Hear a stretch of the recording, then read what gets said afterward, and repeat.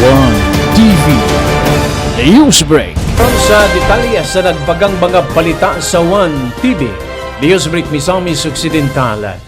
Congressman Camille Villar, positibo ang panglantaw sa Misamis Occidental. Dako og potensyal ang Misamis Occidental nga mahimong key player sa mga ekonomiya sa tibok Rion 10. Kini ang panglantaw ni senatorial aspirant Las Piñas Lone District Representative Camille Villar sa kahimtang sa probinsya sa Misamis Occidental. Nagkanayon ang kongresista nga ang mga kalambuan nga nahitabo karon sa probinsya unang tikang kini alang sa pagpukas sa ganghaan sa mga nagkadayang kayuhan nga mahitabo pohon sa probinsya.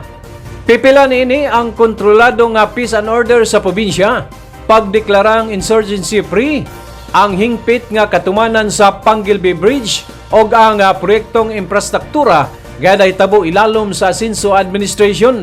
Nagtuo siya nga sa dili madugay inanayng mosulod niini ang mga dagkong investor nga mopahimutang og mubutang og mga negosyo gumikan kay ang probinsya potensyal sa mga nagkadayang industriya labi na sa turismo.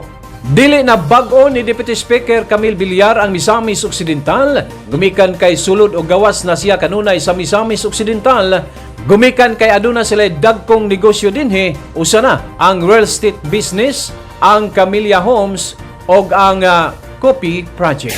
Talagang whether it is in public service or in the private sector, talagang napaka-close sa puso namin ang Misamis Occidental at talagang naniniwala kami na lalong aasenso dito, lalong gaganda dito.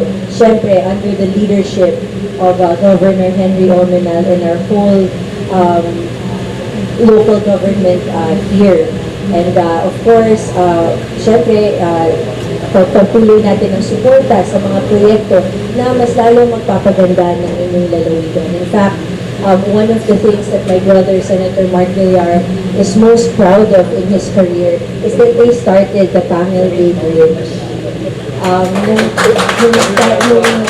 When he was the Secretary of Public Works, he began this project. I believe it's the longest sea crossing project bridge in Mindanao. It's about 3 kilometers, and every time I tell him na pupunta siya sa Misamis Occidental, ay talagang napakasaya niya kasi naniwala siya na